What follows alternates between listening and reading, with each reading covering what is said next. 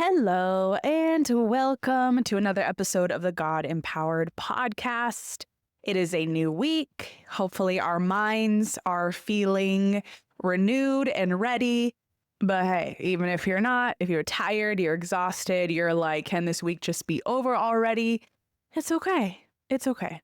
Some weeks are better than others. And at the end of the day, you pressed play on this podcast episode. And I am hoping that this gives you encouragement that you need today and throughout the rest of the week, too. Today's episode, my friends, we are going to talk all about that fear. That's right. The fear you're currently experiencing, the fear you are going through, the fear that is holding you back from doing what God is calling you to do. The fear that keeps you from being consistent. We're going to talk about it. There's surface level fear, right? Like, it's easy to say, well, I'm just scared. I'm just scared to do it. I'm scared to try it. I'm scared to try again. I'm scared to start. I'm scared to scale it. It's easy to say the statement of you being scared. What's hard is you getting to the root of why your fear specifically exists when it comes to that thing that God is calling you to do, that thing that you're supposed to be starting, that thing that has a lot to do with your creative gifts right now. There is something deeper as to why you're fearing that. Yes, you're scared. Fear happens. It's okay. But you can choose to remain in that fear, or you could choose to learn how to overcome it. The choice is yours, but if you are ready, and if you are listening to this episode and wanting to feel encouraged, let me just tell you that a goal of yours this year should be how to overcome your fear that's holding you back right now. Before I dive deeper, I don't want you to feel like it is wrong for you to fear. You are human, experiencing a world that has a lot of tough things in it. There's a lot of difficult seasons that we go through as human beings living in the world that we live in today. Working, trying, testing, figuring things out, navigating life. It's hard. Do not deny your human experience of being scared. At that point, you're just lying to yourself, and God can see right through that, okay? He sees your fear. He knows you're scared. He understands. Fear can come from many places, and it's different based off of the type of person you are and the experiences that you've had in life.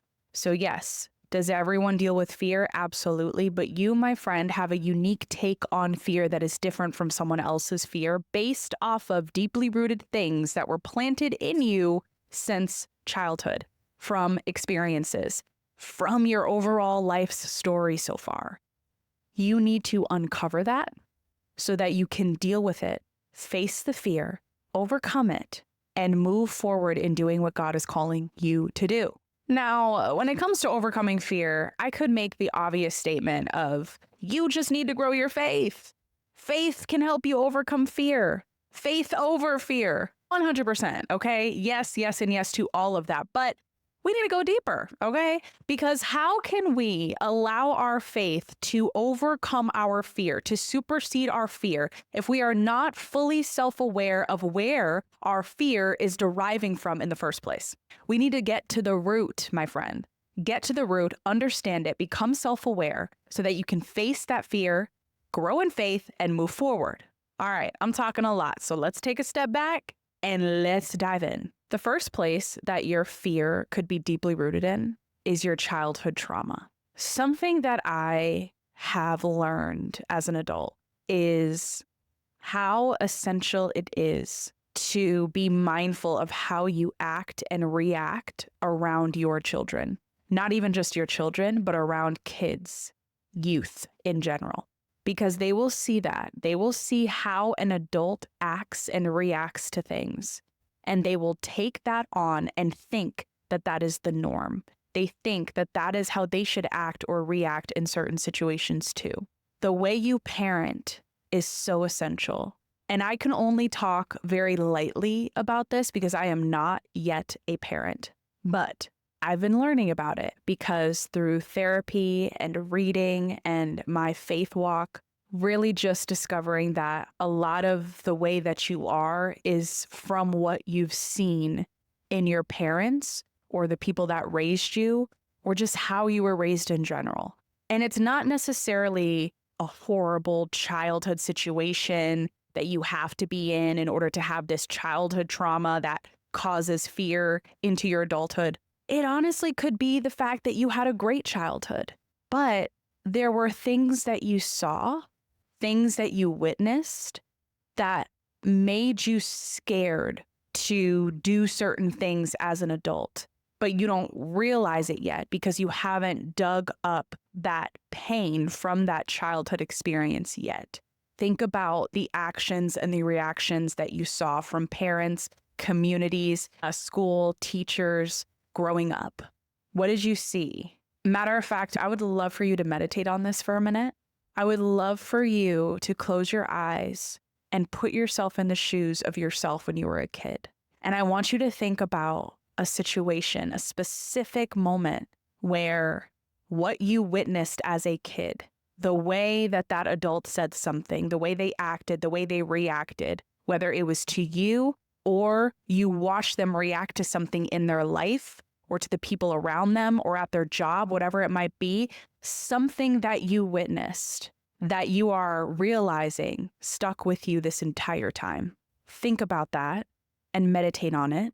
Give yourself patience as you meditate on it, because I truly believe that it takes this level of in-depth thinking to realize where your fear is deeply rooted in when it comes to your childhood. I grew up watching a lot of adults in my family react to certain things that had to do with money.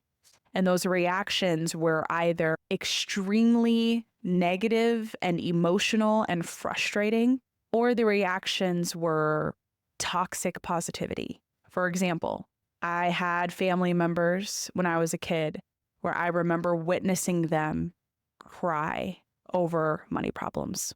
On the other end, I've had family members give this false sense of hope of, I'm going to be rich one day and there's nothing you can do about it, nothing you can say about it. It's going to happen for me. But then they would never actually put in the effort or do the work to reach a goal like that. So it was interesting. It was like two different ends of the spectrum. Looking back on it, realizing that my fear around doing what God was calling me to do was being so terrified of being on either end of those spectrums. I was so scared to be in a place of being broke and therefore money running my life and being so emotionally frustrated by it. So that would make me hesitate from doing anything that God was calling me to do because I was financially terrified.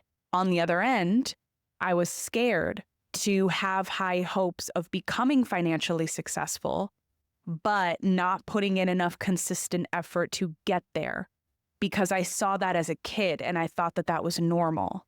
So now I'm scared to also find myself in that space. This is an example of what I'm talking about. You have to understand where your fear is coming from so that you can heal that inner child within you and develop the faith enough to take a step forward to face your fear and to learn to overcome it in time. The second place that I believe our fear is deeply rooted in, we've compared way too much. We have spent way too many hours over our entire lifespan so far comparing ourselves to other people. And that comparison throws our confidence out the window, dims our light, and makes us feel as if we are not good enough, we are not ready, or we don't have the skill to do what God is calling us to do.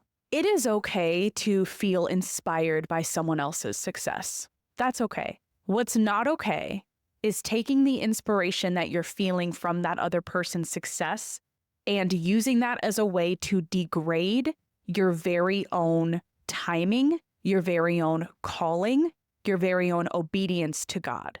You need to remember that your journey and your path is supposed to be different. You comparing yourself to someone else and allowing that to drive fear in you that you will never reach that status, you will never reach that success, you will never be as good as that person, you will never do things in the timing that they did things. Guess what, my friend? You have a false perception. It's not supposed to.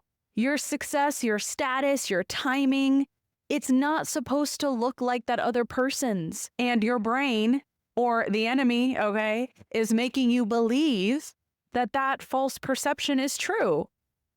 And it's not. You're supposed to be different. Your timing, your success, your status, it's not supposed to match anyone else's that you're seeing. It's supposed to be different. We need to be careful lusting after someone else's path and their gifts, and instead appreciate, focus, and lean into the path and the creative gifts that God gave us.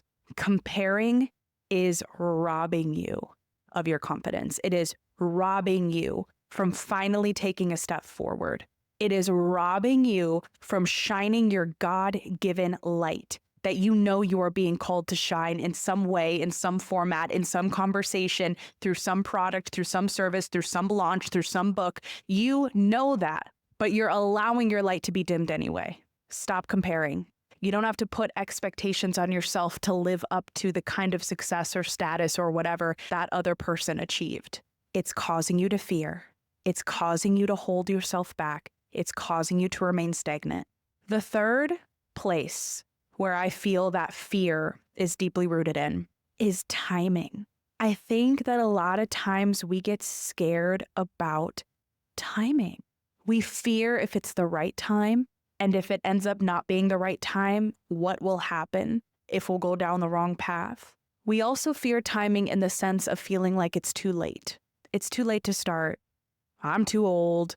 Everybody else is doing this anyway. It's too late. I have kids. Well, I just got this job, so it's too late for me. No. If God is calling you to something and you know it in your spirit, it is not too late. He's just sitting there waiting for you to move, to stop thinking that it's too late and to just move. See, your version of it being too late is you trying to fit in the box of your human timing, when God is asking you to walk out in faith and trust in his divine timing. God is bigger than time. Something too late for you is not too late for him. But you don't see that because you're blinded by the thought of, it's too late for me. Step outside of your box when it comes to time and step into the divine timing that God has over your life. Doesn't matter how old you are. It doesn't matter if you're super skilled at this thing yet and you just need to wait for that timing. It doesn't matter if you recently became a mom. It doesn't matter if you recently got a job. It doesn't matter where you're at. If you feel like God is calling you to pause and take a break to focus on that season of your life wherever you're at, then by all means, absolutely obey that. Listen to that. But if you know in your heart that you are just making an excuse, it's time to overcome that. Stop letting your fear continue to be deeply rooted in timing. Last thing that I'll say in regards to where your fear could be coming from is money. Oh, I saved the best for last. I know I did, because I know you're already thinking it. Money drives us. God knows this. It is why he talks about it in the book of Matthew, chapter 6, verse 24. Oh, you don't know what I'm referring to? Guess what? I got it pulled up because we're going to go over it right now together. In Matthew, chapter 6, verse 24, it says, "No one can serve two masters, for you will hate one and love the other, or you will be devoted to one and despise the other. You cannot serve God and be enslaved to money." Think about that. Why was Jesus specifically talking about the two masters being God and money? Because he knows that that is the number one idol in this world, the number one idol on earth. He knows that people will easily chase after money versus chasing after God and trusting him with their finances. There's a huge difference between the two.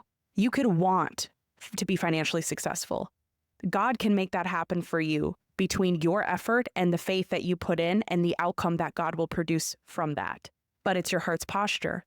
Are you chasing money, or are you chasing God and trusting him to put his hand over your finances as you put in work and as you put in faith in order to become financially successful? Which one is it? because depending on which one it is, that is a clear indicator of which one you're serving. And because money drives us in this world, because it can so easily become an idol, we also can so easily be feared by it. Now, I get it. It makes sense. And I've been there before too. I still find myself there many times, many moments, even currently. Why? Because money can give a lot and it can take a lot. If you have a lot of money, you can get a lot. If you don't have a lot of money, or if your money starts to run out, it takes a lot. Because now your survival, things like your home, you paying rent, food, paying off debts, now all of these things are completely uncertain. So I get it. It's easy for money to drive you, especially when you have a family to take care of, especially when you have debts to clear, especially when you just have financial goals in general. It's easy for money to drive you. But because it's driving you so hard, it also is causing you to be so scared by it. Meaning you won't move where God is calling you to move because you're afraid of money. You're afraid of losing money. You are afraid of not having enough of it. You're afraid of anything that has to do with finances or money being part of the process of you just taking a step forward. Here's the thing. If you are questioning if God is calling you to take action towards something right now, then you need to pause and pray about that. Because you could find yourself in a situation where you are starting that business, writing that book, launching that project. You start to do it, but you rushed it.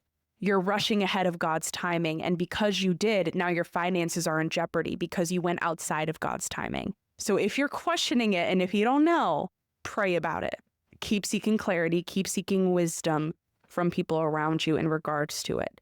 And if you need extra encouragement on that, I have plenty of podcast episodes that really talk about hearing God's voice, knowing when it's time to take a move forward, things like that. However, if you know in your spirit that God is calling you to this and he is waiting on you to move, he's just sitting there waiting, the time is now, and you just got to go. You know this, and you're the one that's hesitating. You have a trust issue with God because you're afraid to move out of fear that has to do with money. You're afraid to take action because you're scared of money. If God is calling you to it right now, if you give him your yes, if you obey, if you trust, if you put in hard work and effort, if you plan well in order to move and allow God into those plans with you, even if it means changing it up a little bit, then my friend, you will be okay. You will financially be okay. You have no idea how much God will care for you, how much he will take care of you if you give him your yes when he is asking you to move right now. You never know the doors that he will open to ensure that you're financially okay. You never know the person that all of a sudden will come along and help financially to make sure that you're okay. All the little and the big blessings that God can and will do for you, all because you gave him your yes. Now, this does not mean that you say yes to your calling, you take a step forward, you no longer fear money, you're consistent for a week, and then you fall off. You can't do that and then expect God to take care of you financially when you're not doing your part in consistency, in effort, in growing your faith and trust in God. You got to do that, my friend. That is your part. God's part is the outcome, the results.